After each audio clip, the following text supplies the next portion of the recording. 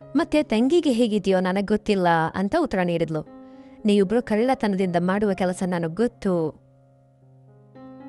ರಚನಾ ಕೂಡ ತುಂಬಾ ಬಾರಿ ಏನೆಲ್ಲ ಮಾಡೋದನ್ನ ಮಾಡಿದ್ದಾಳೆ. ಅದರಲ್ಲೂ ನೀನು ಕೂಡ ಅವಳನ್ನ ಏನೂ ಅನ್ಲಿಲ್ಲ ಅನ್ನೋ ಸಂಗತಿಯನ್ನ ಕೂಡ ರಚನಾ ಹೇಳಿದ್ದಾಳೆ ಅಂತಂದೆ.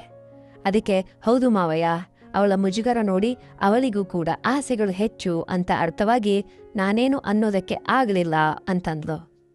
ಮತ್ತೆ ಆವಾಗ ಇಷ್ಟವಾಗ್ಲಿಲ್ವೇ ಅಂತ ಕೇಳ್ದೆ. ಅದಕ್ಕೆ ಉತ್ತರ ನೀಡಲಿಲ್ಲ. ಹಾಗೆಂದು ಬೇಡ ಅಂತ ಕೂಡ ಹೇಳಲಿಲ್ಲ. ನಾನೇನು ಹೇಳದೆ ರಚನಾಳ ಕೈಯೆಲ್ಲ ತೆಗೆದುಕೊಂಡು ನನ್ನ ದೊಡ್ಡ ಸೊಸೆಯ ಮೇಲೆ ಹಾಕ್ದೆ. ಆ ದಿನ ರಾತ್ರಿ ನಾವು ಮೂವರು ಸೇರಿ ಖುಷಿಯನ್ನ ಪಟ್ಟೆ. ನಾನು ಕೂಡ ತುಂಬಾ ಚೆನ್ನಾಗಿ ಖುಷಿ ಪಟ್ಟೆ. ಪ್ರಿಯ ವೀಕ್ಷಕರೇ, ದಯವಿಟ್ಟು ನಮ್ಮ ಚಾನಲನ್ನು ಸಬ್ಸ್ಕ್ರೈಬ್ ಮಾಡಿ ಹೊಸ ಕತೆ ಬರೆಯೋದಕ್ಕೆ ಪ್ರೋತ್ಸಾಹ ಸಿಗುತ್ತೆ. ಇನ್ನು ರಾತ್ರಿ ನಾವು ಮೂವರು ಮಲಗಿಬಿಟ್ವಿ. ಬೆಳಗ್ಗೆ 7 ಇಬ್ಬರು ಸೊಸೆಯಂದರು ಮಂಚದ ಮೇಲೆ ಇರಲಿಲ್ಲ. ಅವರಿಬ್ಬರು ಅವರ ರೂಮಿನಲ್ಲೇ ಇದ್ರು. ಇನ್ನು ನಾನು ಎದ್ದು ವಾಕಿಂಗ್ಗೆ ಹೊರಟೆ. ಇನ್ನು ಮನೆಗೆ ಮರಳಿಗೆ ಬಂದಾಗ ಅಡಿಗೆ ಮನೆಯಲ್ಲಿ ನನ್ನ ದೊಡ್ಡ ಸೊಸೆ ಏನೋ ಕೆಲಸಗಳನ್ನು ಮಾಡ್ತಾ ಇದ್ಲು. ಚಿಕ್ಕ ಸೊಸೆ ತನ್ನ ಮಲಗುವ ರೂಮಿನಲ್ಲಿ ಮಲಗಿದ್ಲು. ಅದನ್ನ ನೋಡಿ ನಾನು ನನ್ನ ದೊಡ್ಡ ಸೊಸೆ ಹತ್ತಿರಕ್ಕೆ ಹೋದೆ. ಹಿಂದಿನಿಂದ ಅವಳನ್ನ ಅಂಜಿಸಿದೆ. ಸುಕನ್ಯಾ, ರಾತ್ರಿ ಚೆನ್ನಾಗಿತ್ತು ತಾನೇ ಅಂತ ಕೇಳ್ದೆ. ಅದಕ್ಕೆ ಅವಳು ನಾಚಿಕೆಯಿಂದ ಏನೂ ಮಾತಾಡಲಿಲ್ಲ. ಇವತ್ತು ಊಟದ ಬಗ್ಗೆ ಬಿಟ್ಬಿಡು, ನಾವು ಹೊರಗಿನಿಂದ ತರಿಸ್ಕೊಳ್ಳೋಣ ಅಂತ ಹೇಳ್ದೆ. ಇನ್ನು ಅವಳು ಅಡುಗೆ ಮನೆಯಲ್ಲಿ ಕೆಲಸಗಳನ್ನು ನಿಲ್ಲಿಸಿ ಏನೂ ಮಾಡದೆ ಹಾಗೇನೆ ನಿಂತುಬಿಟ್ಲು. ಅವಳನ್ನು ನನ್ನ ಕಡೆಗೆ ತಿರುಗಿಸಿಕೊಂಡೆ. ಇನ್ನು ಅವಳನ್ನ ಅಡುಗೆ ಮನೆಯ ಪ್ಲಾಟ್ಫಾರ್ಮ್ ಮೇಲೆ ಕೂರಿಸಿದ್ದೆ. ಅವಳು ನನ್ನ ತಲೆಯ ಮೇಲೆ ಕೈಗಳನ್ನು ಹಾಕಿ ಇನ್ನು ಪಕ್ಕದಲ್ಲಿ ಎಳೆದುಕೊಂಡ್ಲು. ಇನ್ನು ಅವಳನ್ನ ಇಲ್ಲಿ ಅಲ್ಲ ಅಂಥೇಳಿ ನಾನು ಅವಳನ್ನ ಕರೆದುಕೊಂಡು ಹೋದೆ. ರಚನಾ ಇರುವ ರೂಮಿನ ಒಳಗಡೆ ಕರೆದುಕೊಂಡು ಹೋದೆ. ರಚನಾ ಚೆನ್ನಾಗಿ ಮಲ್ಕೊಂಡಿದ್ಲು. ಎಷ್ಟು ಎಬ್ಸಿದ್ರೂ ನಿದ್ರೆಯಿಂದ ಎದ್ದೇಳ್ತಾ ಇಲ್ಲ ರಚನಾ. ಇನ್ನು ನನ್ನ ದೊಡ್ಡ ಸೊಸೆ ಸುಕನ್ಯಾ ಮಂಚದ ಮೇಲೆ ಮಲ್ಕೊಂಡ್ಲು. ನಾನು ಅವಳೊಂದಿಗೆ ಪ್ರೇಮಿಸ್ದೆ. ಅವಳು ಕೂಡ ನನ್ನ ಚೆನ್ನಾಗಿ ಸಹಕರಿಸುತ್ತಾ ನನ್ನ ದೊಡ್ಡ ಸೊಸೆ ಚಿಕ್ಕ ಸೊಸೆಯ ಮೇಲೆ ಹಾಕಿದ್ಲು. ಅಷ್ಟರಲ್ಲೇ ನನ್ನ ಚಿಕ್ಕ ಸೊಸೆ ನಿದ್ರೆಯಿಂದ ಎದ್ಲು. ಏನಪ್ಪ, ಈಗಷ್ಟೇ ತಾನೇ ನಾವಿಬ್ರು ಒಬ್ರನ್ನೊಬ್ರು ಇಲ್ಲಿ ಬಂದಿದ್ದೀವಿ, ಅರ್ಥ ಮಾಡ್ಕೊಂಡು ಸಂತೋಷವಾಗಿದ್ದೀವಿ, ಖುಷಿ ಪಡ್ತಾ ಇದ್ವಿ, ಮತ್ತೆ ಶುರು ಮಾಡಿದ್ರಾ? ರಾತ್ರಿ ಎಲ್ಲ ತುಂಬ ಸುಸ್ತಾಗಿದ್ದೀವಿ ಅಂಥೇಳಿ ಕಣ್ಣುಗಳನ್ನು ಮುಚ್ಕೊಂಡೇ ಮಾತಾಡ್ತಾ ಇದ್ದಾಳೆ. ಆ ಮಾತುಗಳನ್ನು ಕೇಳಿದ ನಾನು ನನ್ನ ದೊಡ್ಡ ಸೊಸೆಯ ಕಡೆಗೆ ನೋಡಿದೆ. ಅದಕ್ಕೆ ಅವಳು ಹೌದು ಅಂತ ತಲೆ ಆಳಿಸೊಡ್ತು. ಇನ್ನು ನಾನು ನನ್ನ ದೊಡ್ಡ ಸೊಸೆಯ ಮೇಲಿಂದ ಎದ್ದೆ. ನನ್ನ ಚಿಕ್ಕ ಸೊಸೆಯನ್ನ ಪಕ್ಕದಲ್ಲಿ ಕೂರಿಸ್ಕೊಂಡೆ. ತಕ್ಷಣವೇ ನನ್ನ ಚಿಕ್ಕ ಸೊಸೆ ಕಣ್ಣುಗಳನ್ನು ತೆರೆದು ನನ್ನ ನೋಡಿ ಸಣ್ಣದಾಗಿ ನಕ್ಕಿ ಗುಡ್ ಮಾರ್ನಿಂಗ್ ಮಾವಯ್ಯ ಅನ್ನುತ್ತಾ ತನ್ನ ಮೇಲೆ ವಾಕಿಂಗ್ಗೆ ಹೋಗ್ಬರ್ತೀರಾ, ಹೋಗಿ ಬಂದ್ರಾ ಆಲ್ರೆಡಿ ಅಂತ ಕೇಳಿದ್ಲು. ಅದಕ್ಕೆ ನಾನು ಹೋಗಿ ಬಂದೆ ಬಂಗಾರ ಅಂತ ಉತ್ತರವನ್ನು ನೀಡಿದೆ. ನನ್ನ ದೊಡ್ಡ ಸೊಸೆ ನಮ್ಮಿಬ್ಬರ ತಲೆ ಹತ್ತಿರ ಕೂತ್ಕೊಂಡಿದ್ಲು. ತಲೆ ಮೇಲೆ ಕೈಗಳನ್ನು ಇಟ್ಟು ತಲೆಯನ್ನು ಸೋರ್ತಾ ಇದ್ಲು. ಇನ್ನು ನಾವಿಬ್ಬರು ಎದ್ದು ನನ್ನ ದೊಡ್ಡ ಸೊಸೆಯ ಹತ್ತಿರಕ್ಕೆ ಜರುಗಿ ಅವಳಿಗೆ ಒಂದು ಸಿಹಿಯಾದ ಇದನ್ನ ಕೊಟ್ಟೆ. ಇನ್ನು ತಕ್ಷಣವೇ ನನ್ನ ಚಿಕ್ಕ ಸೊಸೆ ಕೂಡ ಹಸಿವಾಗ್ತಾ ಇದೆ ಮಾವಯ್ಯ, ಏನಾದರೂ ಅಡುಗೆ ಮಾಡ್ಲಾ ಅಂತ ಕೇಳಿದ್ಲು. ಅದಕ್ಕೆ ನನ್ನ ದೊಡ್ಡ ಸೊಸೆ ಇವತ್ತು ಅಡುಗೆ ಕೆಲಸ ಇಲ್ಲ, ನಮಗೆ ಹೊರಗಿನಿಂದ ತರಿಸ್ಕೊಡ್ತಾರೆ ಅಂಥೇಳಿ ಉತ್ತರವನ್ನು ನೀಡಿ ಎದ್ದು ಅಡುಗೆ ಮನೆಗೆ ಹೋದ್ಲು. ಎಲ್ಲಿಗೆ ಹೋಗ್ತಾ ಇದ್ಯಾ ಅಂಥೇಳಿ ನಾನು ಮಲಗಿ ಆ ಕೊನೆಯಿಂದಲೇ ಕೇಳಿದೆ ನಾನು. ಅದಕ್ಕೆ ಹಾಲು ತರ್ತೇನೆ ಮಾವಯ್ಯ, ತಂಗಿಗೆ ಹಸುವಾಗ್ತಾ ಇದೆ ಅಲ್ವಾ ಅಂತ ಹೇಳಿದ್ಲು ಸುಕನ್ಯಾ. ಸರಿ, ಈ ಮಧ್ಯದಲ್ಲಿ ನನ್ನ ಚಿಕ್ಕ ಸೊಸೆಯನ್ನು ನಾನು ಕೂರಿಸ್ಕೊಂಡಿದ್ದೆ. ಈ ನಡುವೆ ನನ್ನ ದೊಡ್ಡ ಸೊಸೆ 2 ಲೋಟಗಳೊಂದಿಗೆ ಹಾಲನ್ನು ತಂದ್ಲು. ಹಾಲನ್ನು ತಂದು ಇನ್ನು ನಮ್ಮಿಬ್ಬರನ್ನ ನೋಡಿ ನಮ್ಮ ಪಕ್ಕದಲ್ಲೇ ಕೂತ್ಕೊಂಡು ಹಾಲು ಕುಡೀರಿ ಅಂತ ಹೇಳಿದ್ಲು. ಇನ್ನು ನಾನು ಎದ್ದು ಹಾಲಿನ ಲೋಟವನ್ನು ತೆಗೆದುಕೊಂಡು ಸ್ವಲ್ಪ ಕುಡಿದು ಸ್ವಲ್ಪ ನನ್ನ ಚಿಕ್ಕ ಸೊಸೆಗೂ ಕೂಡ ಕುಡಿಸ್ದೆ. ಅದೇ ಲೋಟವನ್ನು ನನ್ನ ದೊಡ್ಡ ಸೊಸೆಯ ಬಾಯಿ ಹತ್ತಿರ ಇಟ್ಟು ಕುಡಿಯೋದಕ್ಕೆ ಹೇಳಿದೆ. 3 ಸೇರಿ ಹಾಲಿನ ಲೋಟದಿಂದ ಸಿಹಿಯಾದ ಹಾಲನ್ನು ಹಂಚಿಕೊಂಡು ಕುಡಿದ್ವಿ. ಮತ್ತೆ 3 ಸೇರಿ ಮಜಾ ಮಾಡಿದ್ವಿ. ನನ್ನ ಚಿಕ್ಕ ಸೊಸೆ ನನ್ನನ್ನು ಒಂಥರ ನೋಡುತ್ತಾ ನನಗೆ ಮತ್ತೆ ಬೇಕು ಅಂತ ಕೇಳಿದ್ಲು. ನಾನು ನನ್ನಲ್ಲಿ ಶಕ್ತಿ ಇಲ್ಲ ಅಂತ ಹೇಳ್ದೆ. ಪಾಪ ನನ್ನ ಚಿಕ್ಕ ಸೊಸೆ ತುಂಬ ಬೇಜಾರು ಪಟ್ಕೊಂಡ್ಳು. ಯಾಕಂದರೆ ಅವಳ ಅಕ್ಕನಿಗೆ ಸಿಕ್ಕಂತಹ ಒಂದು ಖುಷಿಯನ್ನ ಕೊಟ್ಟಿದ್ದೆ ಅವಳಿಗೆ ಈಗ ನೀಡೋದಕ್ಕೆ ಆಗಲಿಲ್ಲ. ಸಾಯಂಕಾಲ ನೋಡೋಣ ಬಿಡು ಅಂಥೇಳಿ ಸಮಾಧಾನ ಹೇಳ್ದೆ. ಇನ್ನು ಹೊರಗಿನಿಂದ ಊಟವನ್ನು ತರಿಸಿ 3 ಊಟ ಮಾಡಿದ್ವಿ. ಒಂದು ರೂಮ್ನಲ್ಲಿ ಆರಾಮಾಗಿ ಮಲ್ಕೊಂಡ್ವಿ. ನನಗೆ ಎಚ್ಚರವಾಗುವ ಸಮಯಕ್ಕೆ ನನ್ನ ದೊಡ್ಡ ಸೊಸೆ ಆ ರೂಮಲ್ಲಿ ಇರಲಿಲ್ಲ. ಪಕ್ಕದಲ್ಲಿ ನನ್ನ ಚಿಕ್ಕ ಸೊಸೆ ಮಾತ್ರ ನನ್ನ ಪಕ್ಕದಲ್ಲಿಯೇ ಇದ್ಲು. ನನ್ನ ದೊಡ್ಡ ಸೊಸೆ ಎಲ್ಲಿದ್ದಾಳೆ ಅಂಥೇಳಿ ಹುಡುಕುತ್ತಾ ಬೇರೆ ರೂಮಿಗೆ ಹೋದೆ. ಅಲ್ಲಿ ಬೇರೆ ರೂಮಿನಲ್ಲಿ ನನ್ನ ದೊಡ್ಡ ಸೊಸೆ ಒಂಟಿಯಾಗಿ ಮಲಗಿದ್ಲು. ಏನಾಯಿತು ಅಂತ ಅವಳನ್ನು ಕೇಳಿದೆ. ಅದಕ್ಕೆ ಅವಳು, ಮಾವಯ್ಯ ತಂಗಿ ತುಂಬ ಬೇಜಾರು ಪಟ್ಕೊಂಡಂಗೆ ನನಗನ್ನಿಸ್ತು. ಈಗ ನೀವಿಬ್ಬರು ಜೊತೆಯಾಗಿರಿ, ನಾನು ಇಲ್ಲೇ ಇರ್ತೀನಿ ಅಂತ ನನಗೆ ದೊಡ್ಡ ಸೊಸೆ ಹೇಳಿದ್ಲು. ಇನ್ನು ತಕ್ಷಣವೇ ನನ್ನ ದೊಡ್ಡ ಸೊಸೆಯ ಮೇಲೆ ಒಂದಿದನ್ನು ಕೊಟ್ಟು ಇಷ್ಟು ಚೆನ್ನಾಗಿ ಅರ್ಥ ಮಾಡ್ಕೊಂಡಿದ್ದಕ್ಕೆ ಆನಂದ ಪಡಬೇಕೋ ಅಥವಾ ನನ್ನನ್ನು ಬೇಡ ಅಂಥೇಳಿ ತಂಗಿಯೊಂದಿಗೆ ಹೇಳೋದಕ್ಕೆ ಬೇಜಾರು ಪಡಬೇಕು ತಿಳಿಯದೆ ನಾನು ಅವಳನ್ನು ಗಟ್ಟಿಯಾಗಿ ಒಂದು ಹಗ್ ಮಾಡಿಕೊಂಡು ಅವಳನ್ನು, ನೀನು ಇಲ್ಲಿ ಒಂಟಿಯಾಗಿ ಇರುವುದಕ್ಕೆ ನಾನು ಒಪ್ಪೋದಿಲ್ಲ, ಬೇಕಿದ್ರೆ ನೀನು ಕೂಡ ನಮ್ಮ ರೂಮಿನ ಒಂದು ಮೂಲೆಯಲ್ಲಿ ಕೂತ್ಕೋ ಅಂತ ಹೇಳಿದೆ. ನಿನ್ನಿಷ್ಟ ಅಂತ ಹೇಳಿದ ತಕ್ಷಣವೇ ಅವಳ ಕೈಯನ್ನು ಹಿಡಿದುಕೊಂಡು ರೂಮಿಗೆ ಕರೆದುಕೊಂಡು ಹೋದೆ. ಹಳಚಿನವಳ ಹತ್ತಿರಕ್ಕೆ ತಲುಪುವಷ್ಟರಲ್ಲಿ ಅವಳಿಗೆ ಆಗಲೇ ಎಚ್ಚರ ಆಗಿತ್ತು. ನೇರವಾಗಿ ನನ್ನ ಕಣ್ಣುಗಳನ್ನೇ ನೋಡಿದ್ಲು. ಇನ್ನು ನನ್ನ ದೊಡ್ಡ ಸೊಸೆ ಅವಳ ಪಕ್ಕದಲ್ಲಿ ಕೂತ್ಕೊಂಡಿದ್ದಾಳೆ. ಅವಳನ್ನು ನೋಡಿದ್ರೆ ನನ್ನ ಚಿಕ್ಕ ಸೊಸೆ ಚಿಕ್ಕದಾಗಿ ನಕ್ಕು ಅಕ್ಕ ಅಂತ ಕರೆದ್ಲು.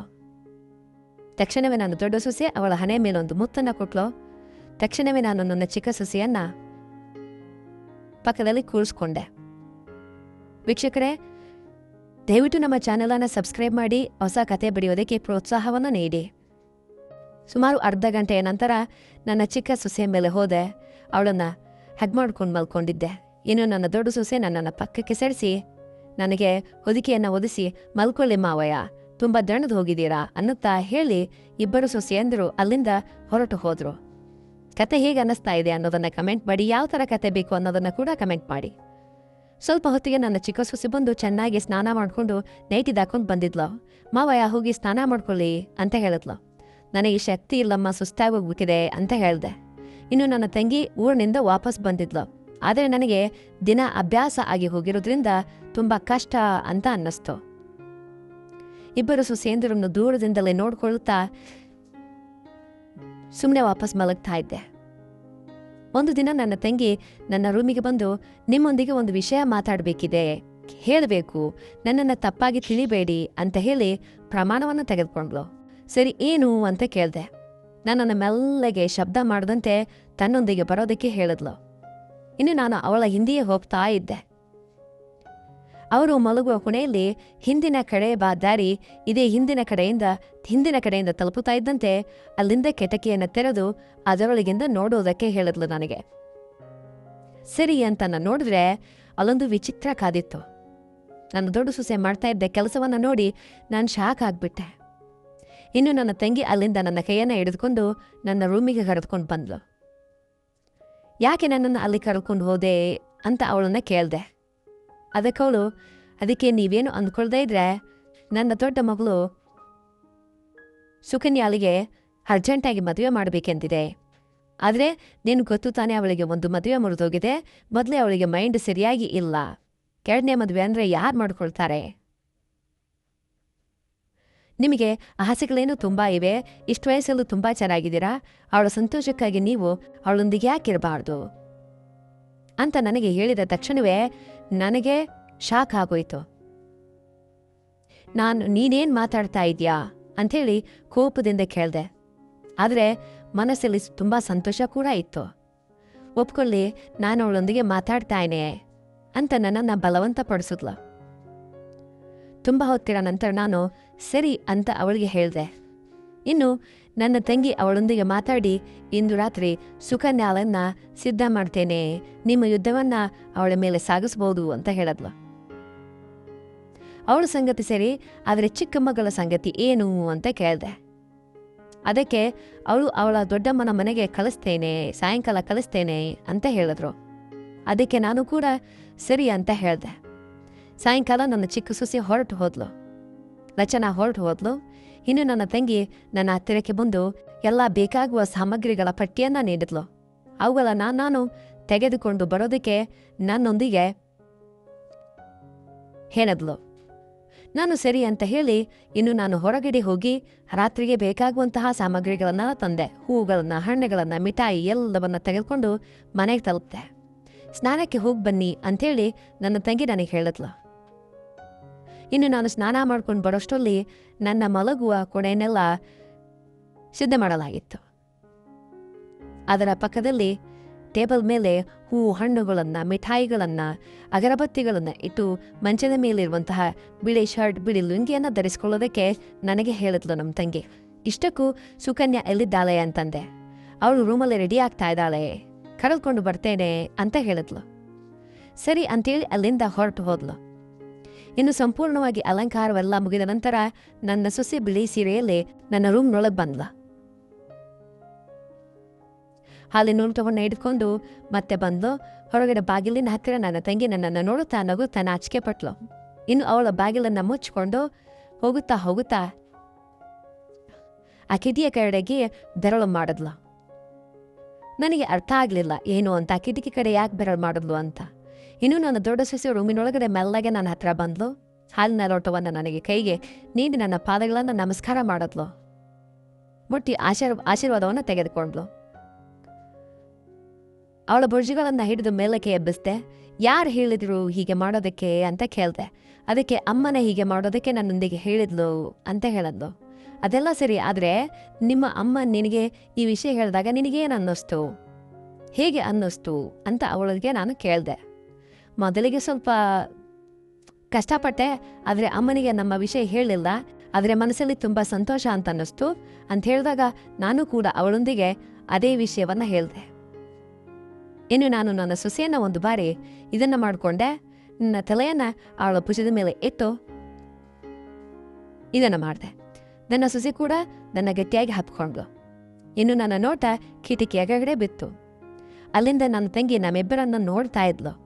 ಈಗ ನನಗೆ ಅರ್ಥ ಆಯಿತು ನನ್ನ ತಂಗಿ ಯಾಕೆ ಕಿಟಕಿಯ ಕಡೆಗೆ ತೋರಿಸಿದ್ಲು ಅಂತ.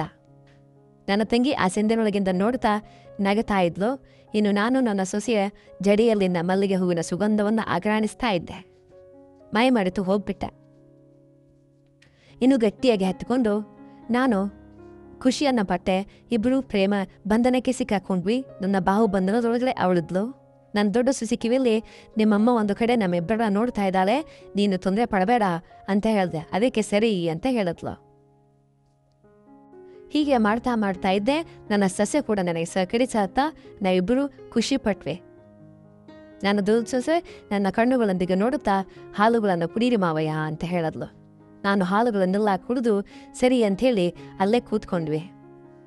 ಮೊದಲಿಗೆ ನನ್ನ ದೊಡ್ಡ ಸೊಸೆ ಲೋಟವನ್ನು ನೀಡಿ ಕುಡಿಯೋದಕ್ಕೆ ಹೇಳಿದ್ಲು. ಗುಟುಕುಗಳನ್ನು ಕುಡ್ದೆ. ಅವಳು ಕೂಡ ಕುಡಿತಾ ಇದ್ಲು. ಇನ್ನು ತನ್ನ ಕೈಯಿಂದ ಲೋಟವನ್ನು ದೂರ ಇಟ್ಲು. ಬಾಕಿ ಅರ್ಧವನ್ನು ನೀವು ಕುಡೀರಿ ಮಾವಯ್ಯ ಅಂತ ಹೇಳಿದ್ಲು. ಸರಿ ಅಂತೇಳಿ ನಾನು ಹಾಲಿನ ಲೋಟವನ್ನು ಇಸ್ಕೊಂಡು ನಾನು ಕೂಡ ಒಂದು ಅರ್ಧ ಕುಡ್ದೆ. ಇನ್ನು ಸ್ವಲ್ಪ ಹಾಲನ್ನು ಇದೆ ಮತ್ತೆ ಉಳಿದ ಹಾಲನ್ನು ನನ್ನ ದೊಡ್ಡ ಸೊಸೆಗೆ ಕುಡಿಸುತ್ತಾ ಎಲ್ಲವನ್ನ ಮಾಡಿದೆ. ಇದೆಲ್ಲವನ್ನ ನನ್ನ ತಂಗಿ ಕಿಟಕಿಗಳಿಂದ ನೋಡ್ತಾ ಇದ್ಲು. ನನ್ನ ಸೊಸೆ ಹಾಲನ್ನು ಕುಡಿತಾ ಇರೋದೆಲ್ಲ ನನ್ನ ತಂಗಿ ನೋಡ್ತಾ ಇದ್ಲು. ಹಾಲು ಸಂಪೂರ್ಣವಾಗಿ ಮುಗಿದ ತಕ್ಷಣ ಲೋಟವನ್ನು ನನ್ನ ಕೈಗೆ ನೀಡಿ ಸೈಡಲ್ಲಿಡಿ, ಪಕ್ಕದಲ್ಲಿಡಿ ಅಂತ ಹೇಳಿದ್ಲು. ಅದನ್ನು ಹಿಡ್ಕೊಂಡು ನಾನು ಪಕ್ಕದ ಟೇಬಲ್ ಮೇಲೆ ಇಟ್ಟೆ. ಅಲ್ಲೇ ಇದ್ದ ಮಿಠಾಯಿಯನ್ನು ಪಡೆದು ಅರ್ಧ ಅವಳಿಗೂ ಕೂಡ ತಿನ್ನಿಸ್ದೆ. ನಾನು ಕೂಡ ಅರ್ಧವನ್ನು ತಿಂದೆ. ಇಬ್ಬರು ಹಂಚಿಕೊಂಡು ತಿಂತಾ ಇರೋದನ್ನು ನಮ್ಮ ತಂಗಿ ಕಿಟಕಿಯಿಂದ ನೋಡ್ತಾ ಇದ್ಲು. ಇಷ್ಟರಲ್ಲಿ ನನ್ನ ನೋಟ ಮತ್ತೆ ಕಿಟಕಿಯ ಕಡೆಗೆ ಬಿತ್ತು. ನಮ್ಮ ತಂಗಿ ನಮ್ಮಿಬ್ಬರನ್ನ ಒಂಥರ ನೋಡ್ತಾ ನಕ್ಳು. ನನಗೂ ಕೂಡ ಮುಜುಗರ ಆಯಿತು. ಕತೆ ಹೇಗೆ ಅನ್ನಿಸ್ತು ಅನ್ನೋದನ್ನು ದಯವಿಟ್ಟು ಕಮೆಂಟ್ ಬಾಕ್ಸ್ನಲ್ಲಿ ತಿಳಿಸಿ. ನಮ್ಮ ಚಾನಲನ್ನು ಸಬ್ಸ್ಕ್ರೈಬ್ ಮಾಡಿ. ಧನ್ಯವಾದಗಳು. ಶುಭ ದಿನ.